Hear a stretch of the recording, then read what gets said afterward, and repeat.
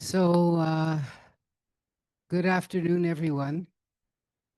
Um, Angela has a few announcements to make, and I just want to say that I have to be out of here kind of not much after 3 o'clock because I have someplace else to go.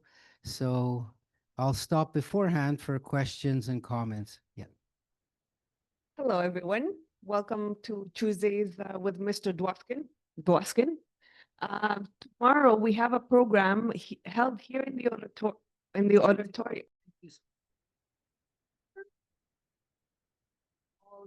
take this home. So tomorrow we have a program here in the auditorium. It's an author talk. You could either come in person or you could come online through Zoom. Um, it'll, it's in honor of Holocaust Education Week. Then on Saturday and Sunday, we have the used book sale that will be here for everyone to come and have a look at the books that are available. Then on Wednesday, June, guys, I'm thinking of summer already. Forget the cold, bypass winter. Um, on Wednesday, the 12th of November, You've Got to Read This. It will be held here as well, where the librarians will be talking about their fall selections of books. And that could also be through Zoom. Also, the movie that normally is on the first Friday of the month will not be on the first Friday of the month, and it will be next Friday on the 14th. And that's it. Enjoy, Mr. What's the movie, Maria? Formula One with Brad Pitt. Thank you.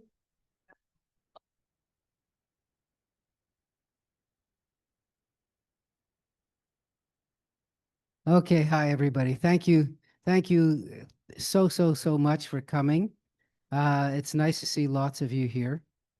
My subject that I was going to speak about today, all the more relevant than usual, is about elections, because there have been so many going on, including one today, that it's always a good time to catch up with the various elections taking place in the world, some important, some less important, but still remember, elections are a time to sort of catch up with, try and get a reflection on what people think. Now, when I was here last week, I said to you, please remember, go out and vote, because it's a responsibility, it's a privilege, and it's a duty for people to express what they want, to give feedback to people who collect our taxes and spend our money.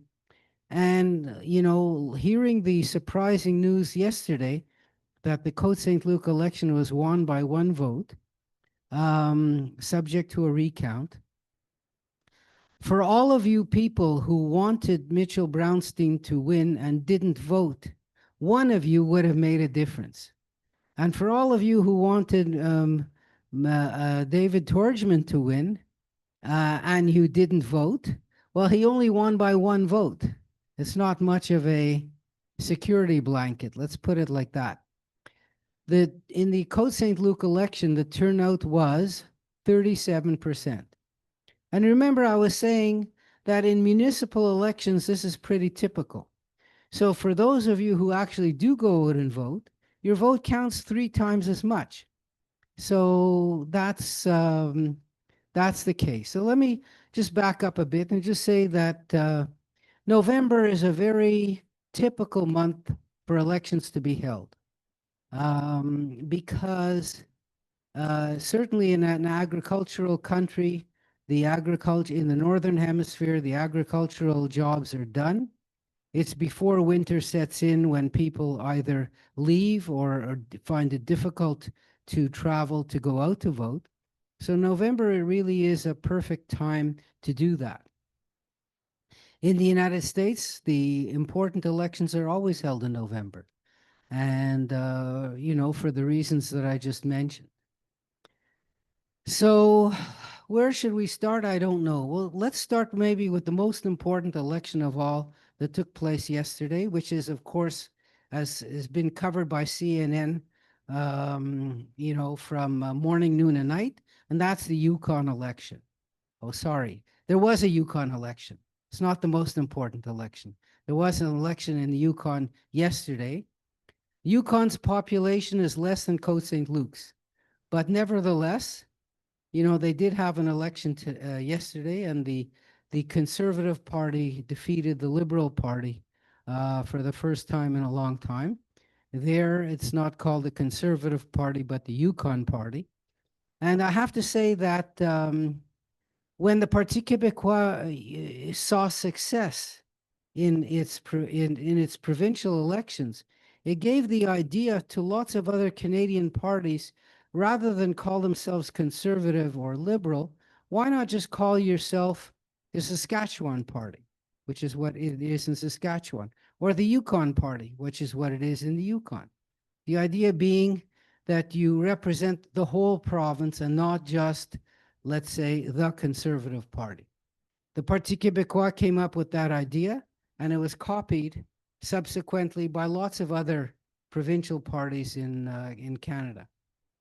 In actual fact, of the elections that took place recently, there are two of them that I want to point out. Not involving the United States, because the United States election is today, and we'll only know tonight what the results are. But I would say the most important of which was actually the one in Holland, in the Netherlands. Probably you didn't hear about it.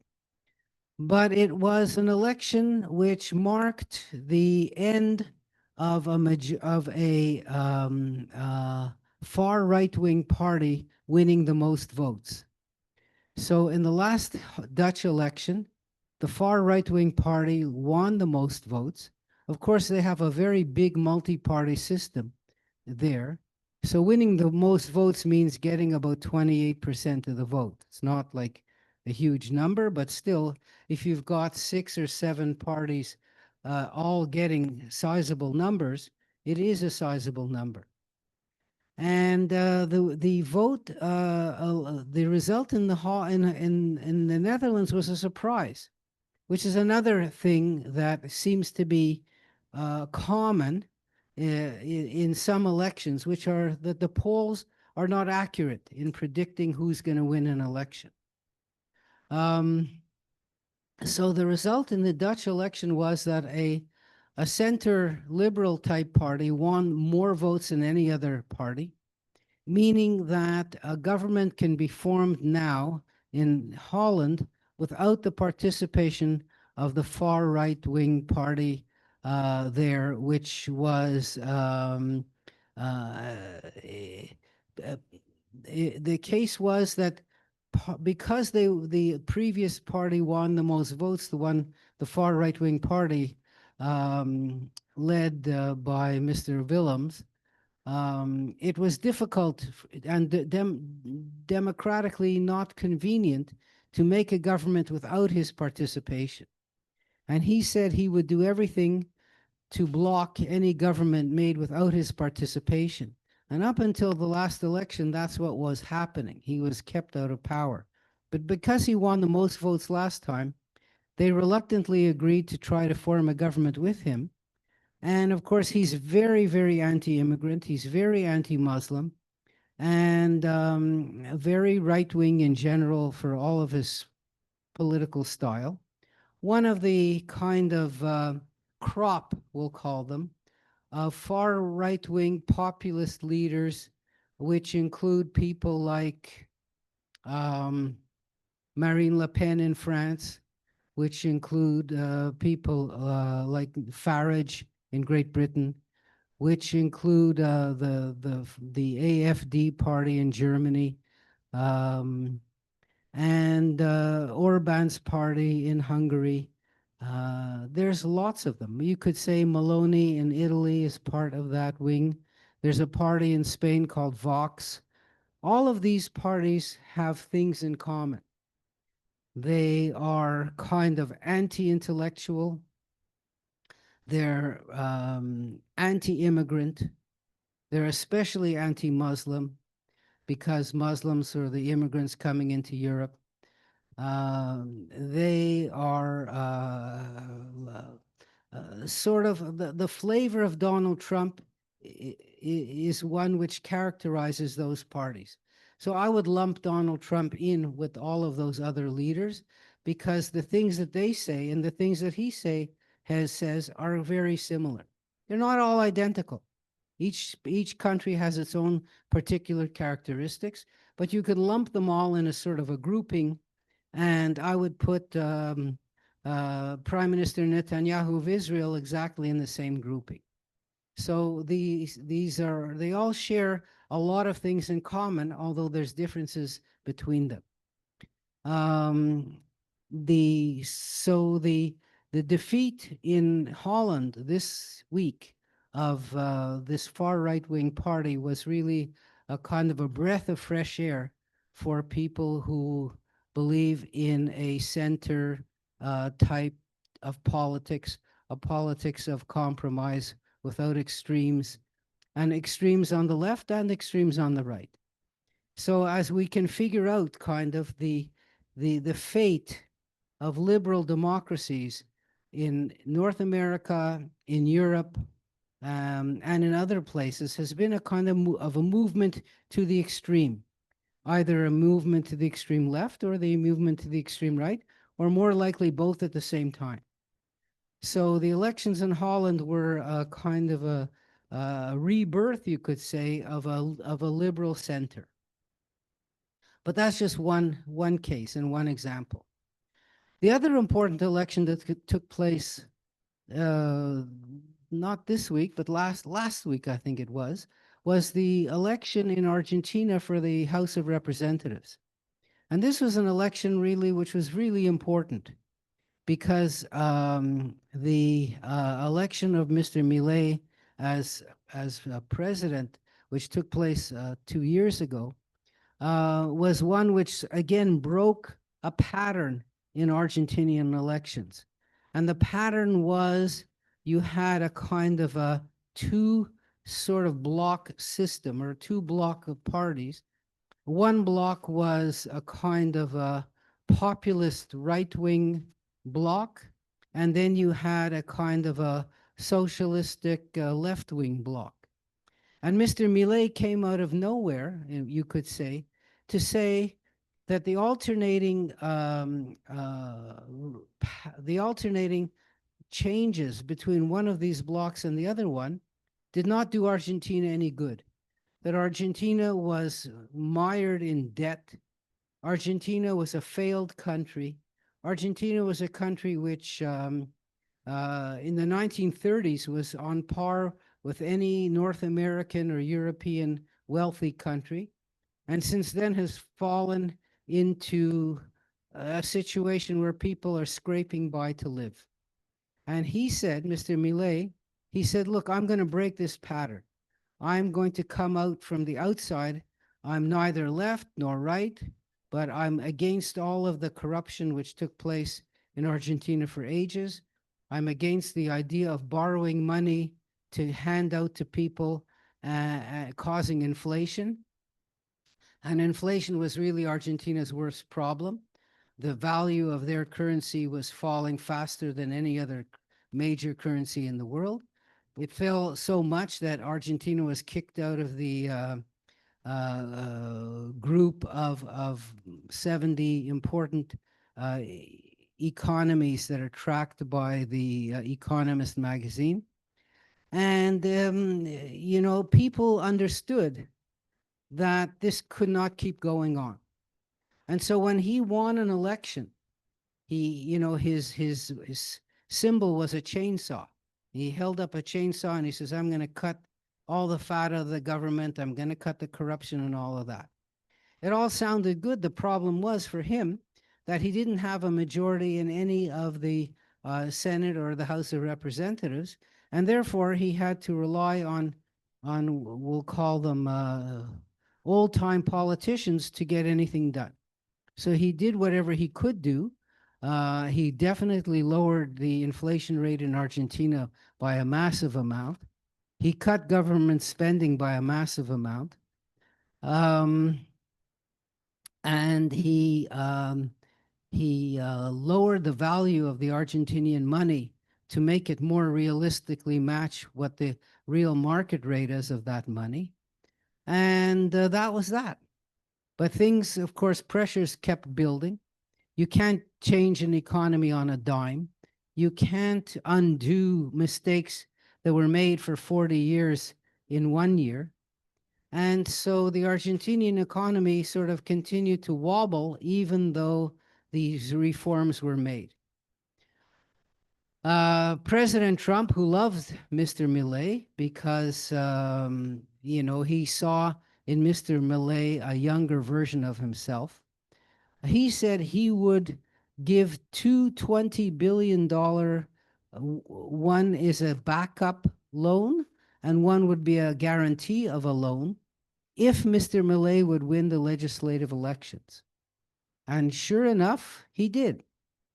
And most likely he won them because of Trump's promise to give this $20 billion, $40 billion loan guarantee.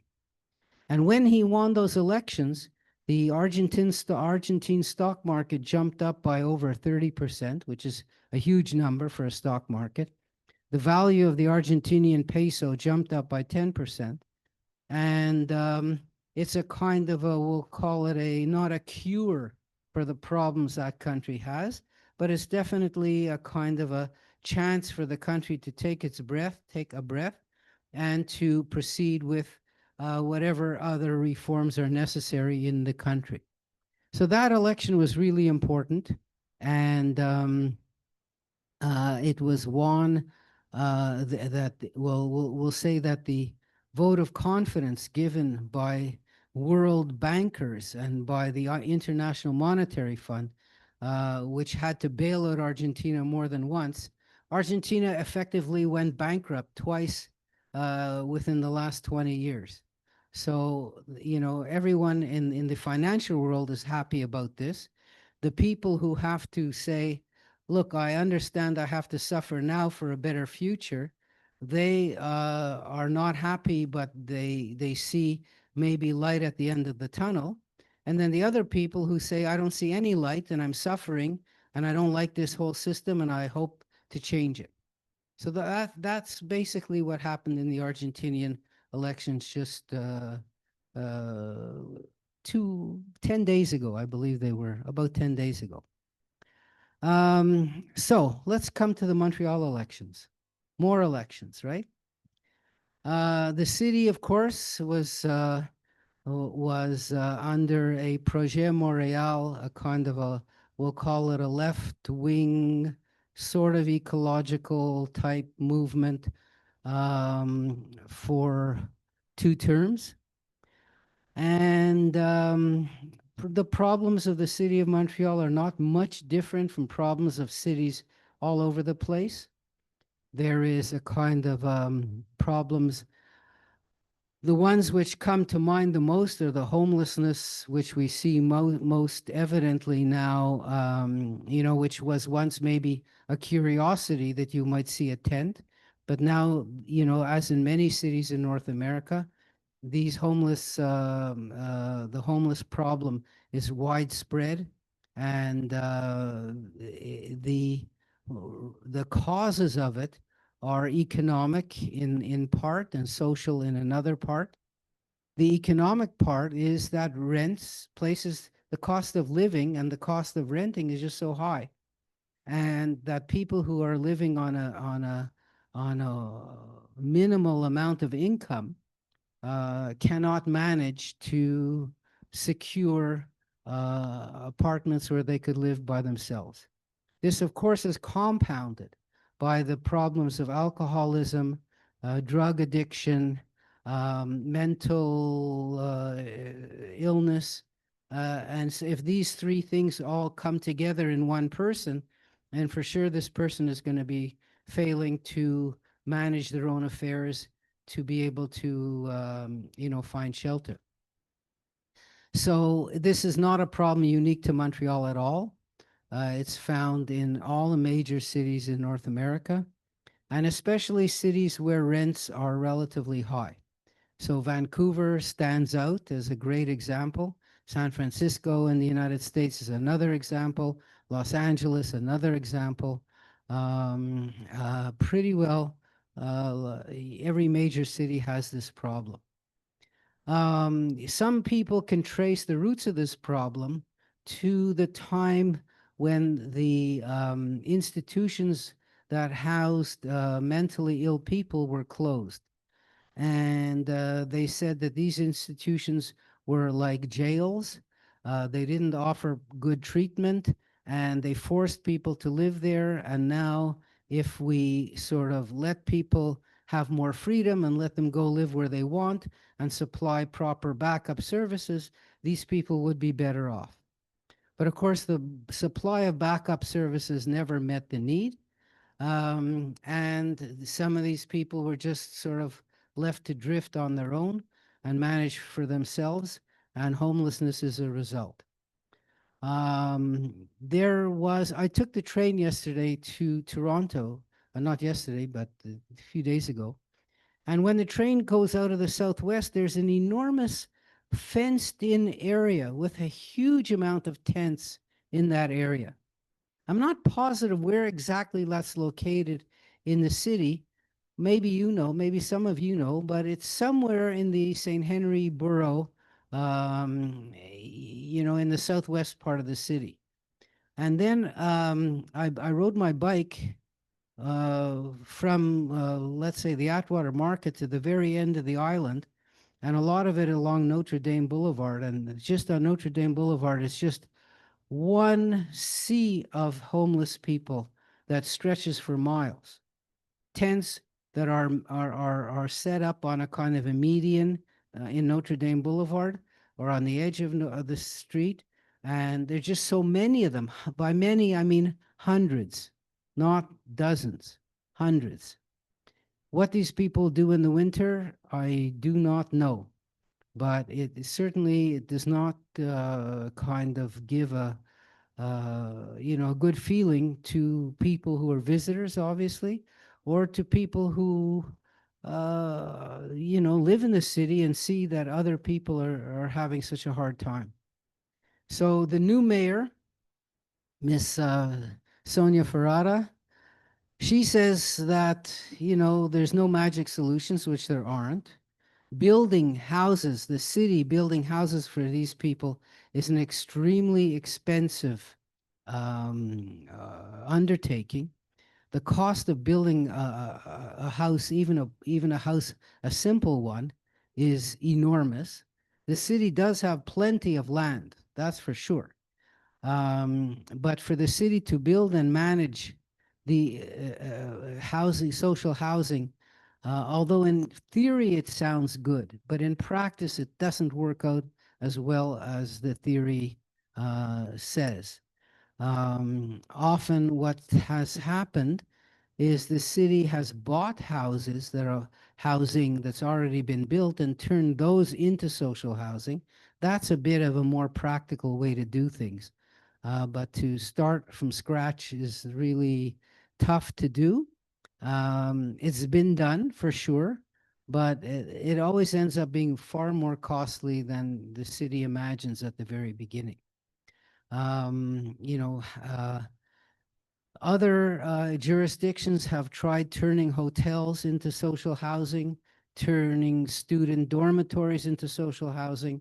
These are other ideas which are a little more practical, but I don't know in the case of Montreal how all of that could work out.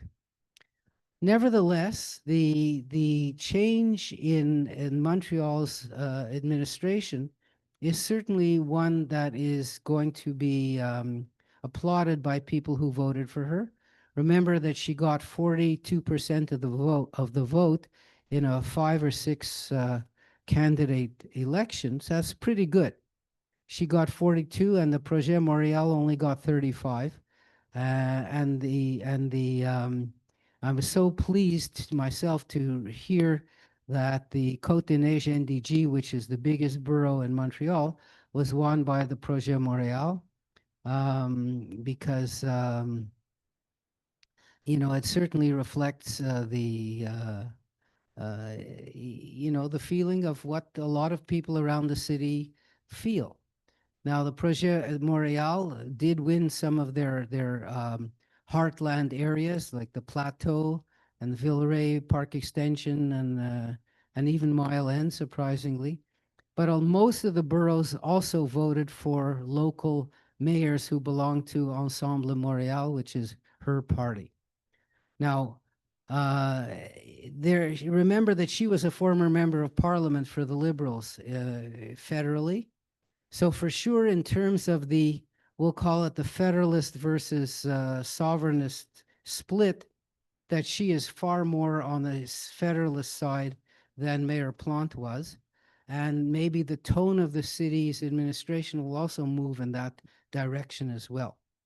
Remember that she is the first mayor who's of non-Francophone background in the history of the city.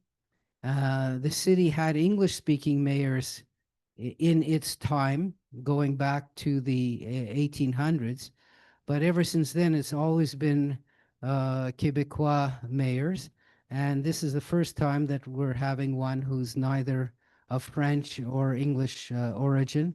You remember her story? She was a Chilean refugee, as when Pinochet established the dictatorship in Chile, many of the liberal people and left-wing people left the country, and her parents came to Montreal and brought her as an 8-year-old. So that's her background. And we'll see. We'll see what the administration does. Now, some of the more interesting sort of discussions in this campaign had to do with bike paths. Bike paths and transportation were a big issue. Of course, Mayor Plante loved bike paths. And I have to say, and maybe I shouldn't, but no, maybe I shouldn't. But she hated cars and loved bicycles. That's for sure. And a lot of people said that you can overdo the amount of bike lanes in the city, because when you establish a bike lane, you're also taking away parking. But of course, she hated cars, so she didn't mind taking away parking. So there may be reversion in that whole area. What I'm wondering is, will she be more open to speaking English and to allow boroughs like NDG Cote-saint-Luc to offer services in English as well as services in French? So this will be something to watch over. But definitely it's a movement to the right, as we have seen, and I mentioned that, that there's a general movement to the right all over the democratic world. And some of it is due to local reasons, and some of it is due to just reasons of changing administrations. So one thing we know, forget about left or right, we know that in a democracy, people get tired of whoever's in power. And usually that getting tired takes somewhere around 6, 7, or 8 years is about the time when people say, okay, I've had enough of this person. So if there was a wave of center left before, it's going to be changed for a wave of center right now, and give it 6 or 7 years, and then the opposite will happen. That's what a normal democracy is all about. So let's talk about the Cote-Saint-Luc election. I mean, shock of shocks. This election was won by one vote, unless there's a change, by Mr. Torgman. And I have to say, Mayor Brownstein was a mayor for a long time. Mr. Torgman was a city councilor for a long time. I don't know if there were any, we'll call them ideological differences between these two people. But what it does show is that the nature of the city of Cote-Saint-Luc is changing, and has changed, like every place changes. So the number of French-speaking people, Jewish people of Moroccan descent, people who are more religiously Jewish. All of this group of people has increased their percentage in this city as a whole. And if we look at the last election federally, where Anthony Housefather won 50% of Mount Royal versus 40%. But if you looked at just Cote-Saint-Luc and Hampstead, these places voted more for Mr. Oberman than they did for Anthony Housefather. But the elections that were held in Cote-Saint-Luc just dealt with Cote-Saint-Luc. So therefore, that's sort of a, we'll call it a, you know, what we call it, a kind of less liberal feeling, and maybe more partisan or more strongly right wing when it comes to the whole Israel conflict. That shows itself in, it showed itself in the federal election, and it probably showed itself in this municipal election also, even though that wasn't an issue. It was a bit of an issue in the Hampstead election. So in Hampstead, or the neighboring town to here, to Cote-Saint-Luc, there's a three-way race. Two of the candidates said they would take down the Israeli flag at City Hall, and Mayor Levy said he would not do it. And the two candidates, of course, got more votes than Mayor Levy did put together, but because there were three people running, Mayor Levy got more votes than the second place finisher, Mr. Edery. So, that's a kind of a short summary of the elections. We'll see. The municipalities are in a certain sense in a very disadvantaged position. They are the ones who provide the most direct services to the people. The garbage collection, the street road maintenance, sidewalk repairs, sewer repairs, parks and recreation. They provide services that people use every single day. But their source of funding is very, very limited. It's based mostly on real estate taxes.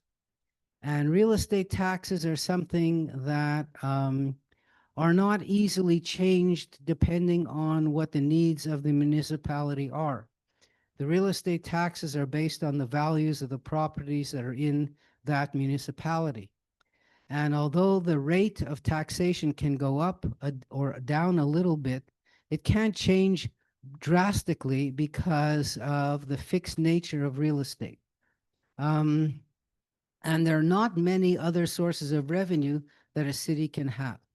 It can have revenue from parking, the way the city of Montreal has pretty well rolled up the sidewalks for free parking, I'll say.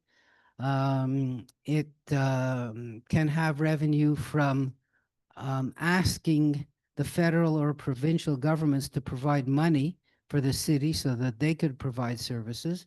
But the federal and provincial governments can always say no, or we're going to make it very conditional. So the cities all over Canada are ones where the responsibility is greatest to give services to the people, but the ability to get money is the smallest compared to the province or the federal government. Now, in the United States, some cities have their own sales tax, and some cities have their own income tax, but that's not done in Canada. If those things were done here, then the city could definitely expand its budget and collect more money, from these two sources of taxation. But right now, I think the number is 3/4 of all the money that comes into the municipal coffers comes from real estate one way or another. The welcome tax and the property tax. I think that's a fairly accurate number. Okay, so now let's see what else we got to talk about in elections. Let's talk about the elections in the United States taking place today. So the United States has elections every November, but in even number years, that's when the big elections take place. The House of Representatives has to be elected every 2 years. So every 2 years on an even number year, the entire House of Representatives is up for election, as well as 1/3 of the Senate. And the president gets elected every 4 years, but also on an even number year. So now we're on an odd number year. So there aren't any of those national elections in the United States, but there are elections for governors. Some states have decided that they want to have elections on odd number years so that the people would pay attention to the local races and not pay attention to the national races. So we have elections today in New Jersey and in Virginia. New Jersey had a Republican governor whose time was up because many states have a term limit. You're only allowed to serve 2 terms, just the way the president is only allowed to serve 2 terms. And that's the case in New Jersey. In Virginia. And in New Jersey, there's just a change of there's the term is up. The old guy is not running again, and so there's 2 new candidates. Sometimes these elections for governors reflect what goes on nationally. Sometimes they don't.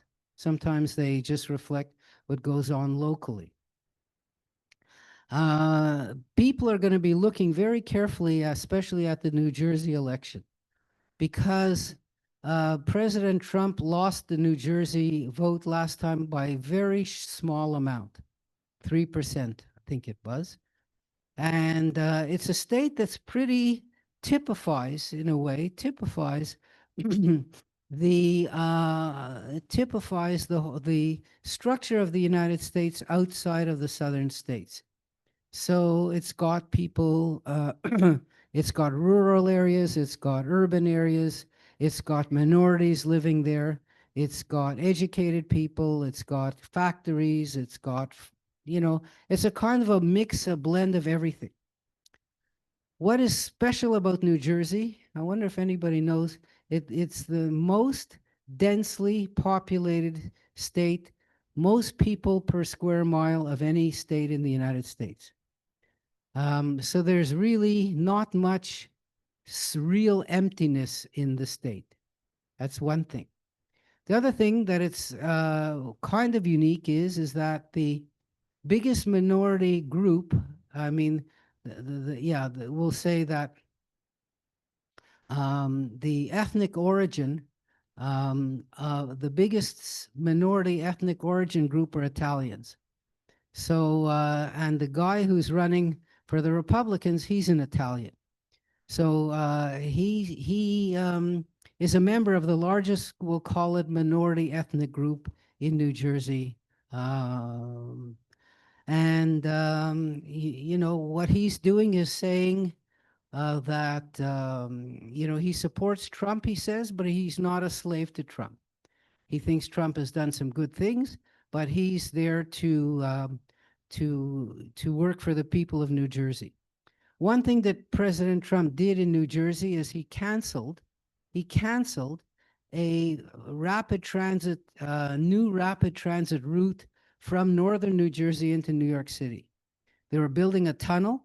They were building trains to go through because the commute is always an issue for people who work in New York City but live in the suburbs. And Trump just said, no, I'm canceling it just because, because Trump is Trump. He could do whatever he wants. He doesn't like New York. He doesn't like New Yorkers, and he's canceling the project.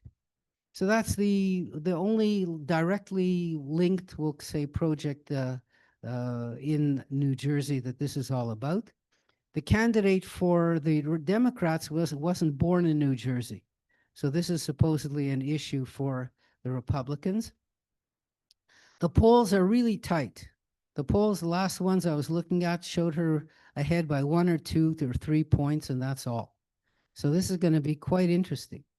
What I find so interesting is this, that, Trump never hid anything about himself or about what he's doing.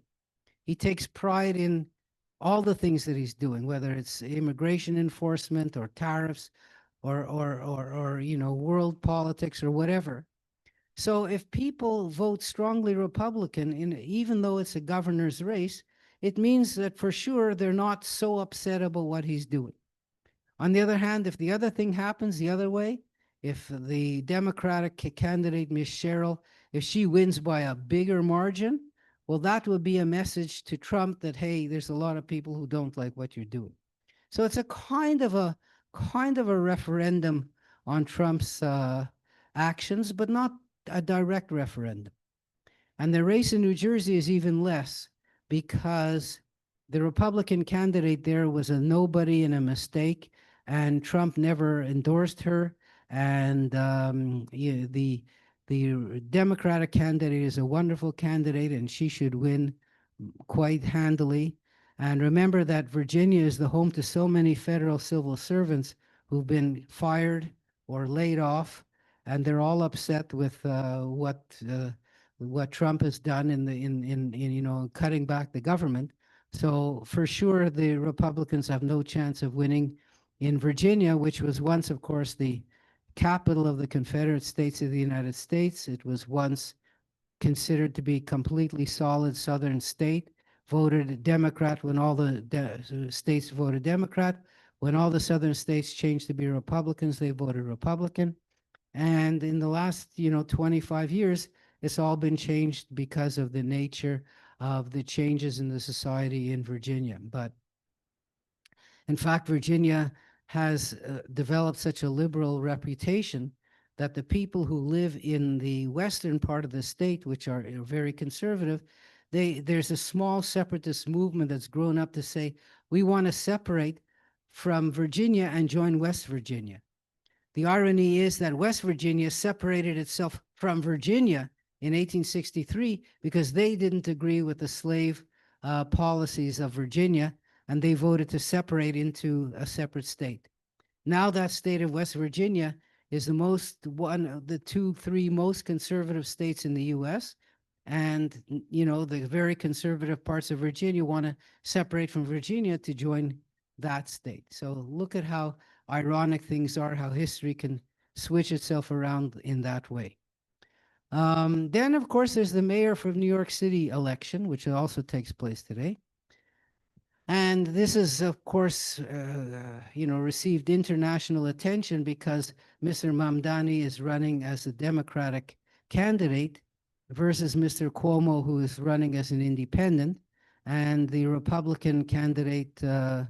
Sliwa, who's running as a Republican. So New York is a Democratic city, probably close to 8-1 Democratic. So theoretically, the Republican person doesn't have a chance to win. And Mr. Mamdani is so noteworthy because he's not only a Democrat, but a democratic socialist, in the same vein as Bernie Sanders and Alexandra Ocasio-Cortez. What's been so newsworthy about him is that he is a Muslim background. His family, like many, is of Asian origin who came from Africa. So you remember, like there were times in Africa when they kicked all the Asians out, and because the Asians were the business people, the Asians were sort of running the businesses in the countries, and the local African people felt this was wrong, and they kicked them out. Most of the people who got kicked out went to England or went to Canada or went to Australia, and some came to the United States. Oddly enough, in general, these people are usually politically quite conservative because they didn't like the populistic, what would you call it? I wouldn't call it socialistic, but you could say that word, of the people who kicked them out. because they weren't socialists, they were just nationalists, we'll say. But Mr. Mamdani is an exception in this area. So, in other words, he became a left-wing person, even though his own family was persecuted by people who had these kind of national liberation type sentiments. In any case, of course, his feelings on Israel and the Gaza war have been long popularized. It's not something new for him. Like many people on the left, he associates with the Palestinians as being the underdogs, as being the people who are subjugated by the white race masters, however you want to call it. And so his identification with the anti-Israeli people is very strong. And of course, since the Gaza war started, all the more the pictures of the Gaza people suffering have really mobilized all those on the left who are against what Israel is doing. And so he's definitely strongly in that camp. Now, of course, even besides this whole issue is this whole idea of a democratic socialist. So how would a democratic socialist run a city? What you want to do is tax the rich people and help the poor people. That's the essence of the whole thing, right? And since there's more poor people than rich people, this sounds like a popular idea. If we go back in history, to the late 1800s and up until the First World War, there were many socialist, or several, we'll say several socialist mayors in the United States. Many of them. I would even work up to many, but several is a good enough word. Milwaukee was about the most famous example. And these people were not just elected on a sort of one-time deal. They were elected consistently because they didn't mix international politics with what they were doing. They were not corrupt. The whole issue was corruption. And as you know, and certainly New York City has a history. Let me just check my time here. I'm doing good. New York City has a history of municipal corruption, Tammany Hall, mafias, you name it, contracts, selling contracts, garbage collection contracts, zoning changes, allowing for buildings to be built where they shouldn't be built, at heights they shouldn't have been. This is part and parcel of New York City's history. And the socialists, when they ran for office, they were against all this. They said, we're going to give you a clean government. We're going to provide as many services as we can to people who need them. And we are not going to steal your money. And for a lot of people, they like that message. And, that's why these people were elected. Now, they were called sewer socialists because they looked after the sewers. They didn't take a stance in the Soviet Union and all the international type of politics, but they just stuck to whatever they were supposed to be doing, which is keeping the streets clean and safe and, looking after their cities. So the model that people who like him, they say this is what he's going to do. The problem with him is that the things he wants to do all cost money. And where are you going to get the money? So what are the things he wants to do? For example, have government-owned grocery stores in New York City to provide adequate and cheap food to poor people. Because, of course, a grocery store will only set itself up in a place where they have customers. If the customers are poor and they can't pay for groceries, why would you want to invest your money to build a store where nobody can afford to buy? So these people then have no choice but to go to little corner stores, which are even more expensive than supermarkets, and they're suffering twice. So he says he would like to build city-owned supermarkets in places where they don't have them. Okay, sounds okay. Then what about the cost of rent? As I mentioned, we're talking about the Montreal elections. Rents have gone up quite a bit lately, and it prices people out of the city. What seems to be happening is we have something called a K economy. Has anyone heard that term, a K economy? No?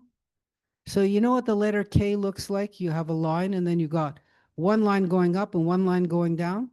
So a K economy means the rich people are getting richer and the poor people are getting poorer. And that's actually what's happening in our economy. The stock market is doing, forget about today, today's not good, but the stock market is doing really, really quite well. So people who have money in pension plans, good pension plans, money in investments, these people have done extraordinarily well over the last several years. The stock markets certainly in Canada and in the United States are at an all-time high. And companies in general are making really good profits in general, obviously not everyone, but that's on the K going up. The K going down is a problem of inflation, where people have to pay more for getting the same thing. Unemployment, where unemployment in Canada, we now have a 7.1% unemployment. And even if people can get unemployment, the employment is temporary. It's not with benefits, and it could be gone, as companies outsource and companies move jobs. The employment situation is not bad. It really isn't bad. But for people who are kind of struggling on that edge, these people are very, very insecure. We have statistics now showing that somewhere around 40% of the people cannot make an emergency payment if something emergency came up. They couldn't make a $400 payment that I saw in the US statistics. There's many, many people living paycheck to paycheck, many of them. Now, we're all seniors over here, and seniors in Western Europe and in Canada, we're in a privileged position. And a lot of people say we're too privileged. A lot of people say that there's so many seniors receiving such good pensions and such good benefits, like free transportation, like free medical care in the US, and all the other stuff that we get for free, half price for all kinds of stuff like that, that the people who are in the 25 to 60-year-old group, these people have to pay for all that good stuff that we're getting. And because the economy is less solid than it was, this is the group of people who are suffering the most. Of course, there are seniors who are living on the minimum who also are suffering, and even more so because their pensions are not well indexed to the real cost of living, and the cost of rent and the cost of other things is going up faster than their incomes. So these people are also stretched quite a bit. But the tension is felt mostly in that kind of youngish group who say, you know what, I'll never be able to afford a house. I'll never be able to afford a decent place to live. And that's where Mamdani comes in. So Mamdani is the one who went to these people and says, I have a solution for you. I can put rent freezes in. I can tax. Remember, I was saying the only resources that cities have are taxing real estate. I can tax wealthy city property owners. I can tax luxury apartments. I can tax vacant apartments. I can tax Airbnb style apartments. I can get extra taxes from people who can afford it in order to supply services to people who can't, who need them. So that message rings a bell. Now, are there more rich people in New York City or more poor people? There's more poor people. So when you're voting, you don't have to say to yourself, I wonder how he's going to do this. Or if he taxes rich people, why don't they just pick up and leave and just go out of New York City? They don't have to think about these things. They just think about what he's saying and how good it sounds. And therefore, he's going to win. Now, the question becomes the following. The Democratic Party in the United States has, in a sense, two options. They can choose his option to appeal to everyone in the states, or they could choose the option of the two candidates running for governor in New Jersey and Virginia, a moderate center type government who says, we're not Trump. We're not his craziness. We're not we're not erratic like him. We're not bombastic like him. We're not, we care about the people, not like him, etc. So those are two routes that the Democrats have to choose. And the fact is, for them to win an election, they actually need both people. They can't pick one or the other. Because if they just pick one and the other one doesn't vote, then they lose. If they pick the other one and the first group doesn't vote, then they lose. Remember, turnout is very important. We just proved it in Cote-Saint-Luc. So that's the dilemma that the Democrats have. And like many politicians, Mr. Mamdani might be the kind of politician who says one thing when they're running for office and another thing when they get elected. So, he could be a mayor and the guy, all the people come to him and say, these are our problems and this is what we need and this is what we want. And all of a sudden his dreams about grocery stores and taxing the rich, they may not be possible because of all the other roadblocks that come up. So it's going to be really interesting to see. He's way ahead in the polls. By way ahead, I mean 16, 17, 15% higher than Mr. Cuomo. Mr. Cuomo was a sort of a disgraced governor of New York. His family's been in politics for a long time. He's old. We're all old, but he's it's one thing. It's one thing to come to Cote-Saint-Luc or to Caldwell or I mean that's who we are. But when you're running for mayor, you're appealing to more than the 60-year-olds or 70-year-olds.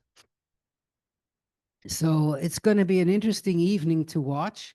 And it's certainly in terms of, let's just talk now about the Jewish population of New York. The most, according to polls in the US, the vast majority, meaning 80 to 85% of Jews identify with Zionism. Now, what does that mean? What does Zionism mean?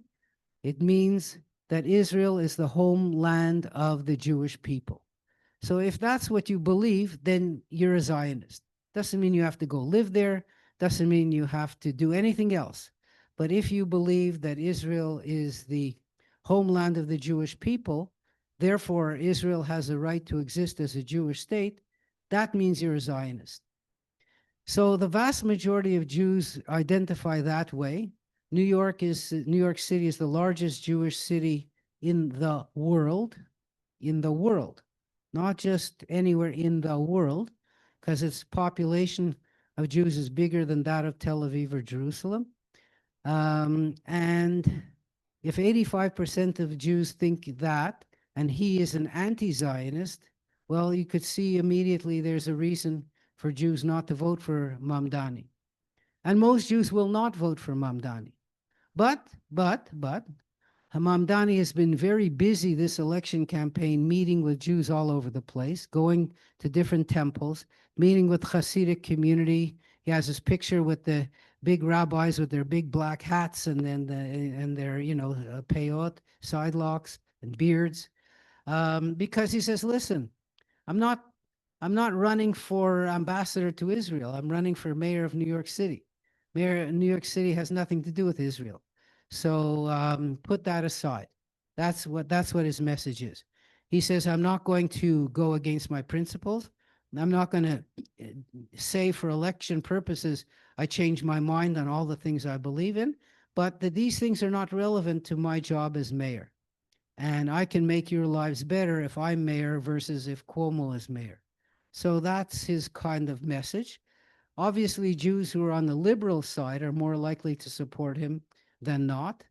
And within the Hasidic movement, they have so many rivalries there that if one group says I'm voting X, the other group says I'm voting Y, just because they don't like each other.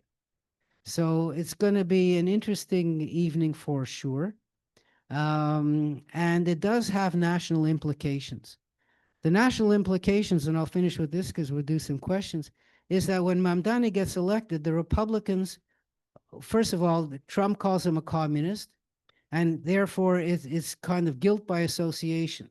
So if Mamdani is a communist and a Democrat, then all Democrats are communist, and therefore you have to vote, for the Republicans in any event, in any election, because otherwise you'll get communists.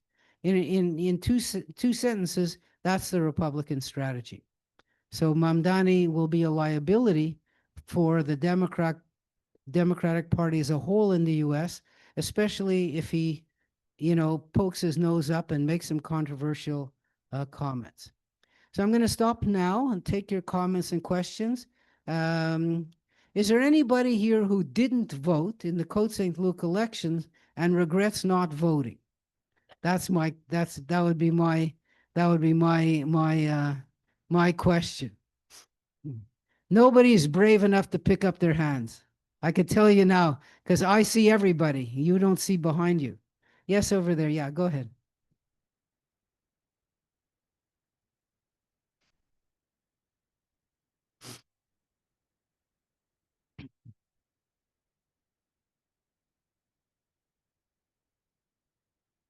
Yes, I read about that. Again, which has nothing to do with the mayor of Montreal. I mean, really, it's like kind of silly. Oh yeah, no, you're right about that. And it wasn't, yeah, sure. No, I didn't.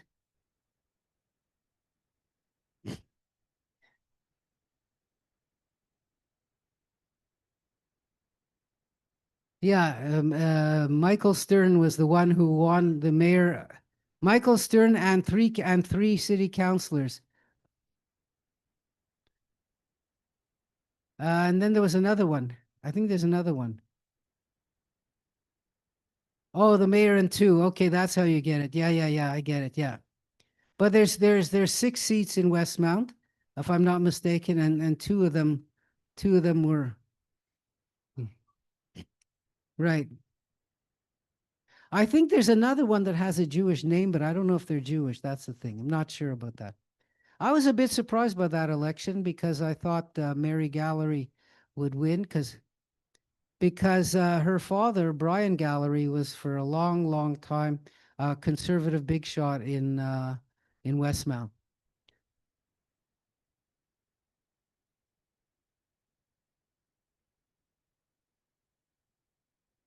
Oh, all that, yeah. Why he could, what he could do, you see, is order the police to clear them out.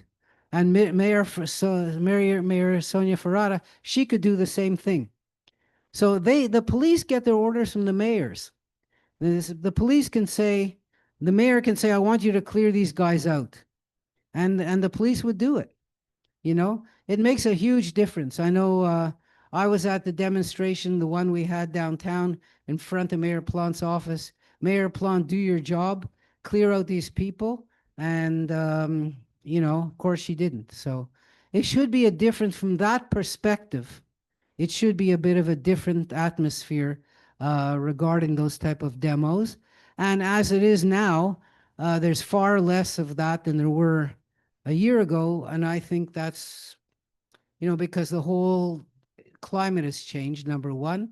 The the ceasefire in Gaza, it changed the climate also partly, number two. And, the world moves on to the next crisis, So, yeah, yes, go ahead, sure.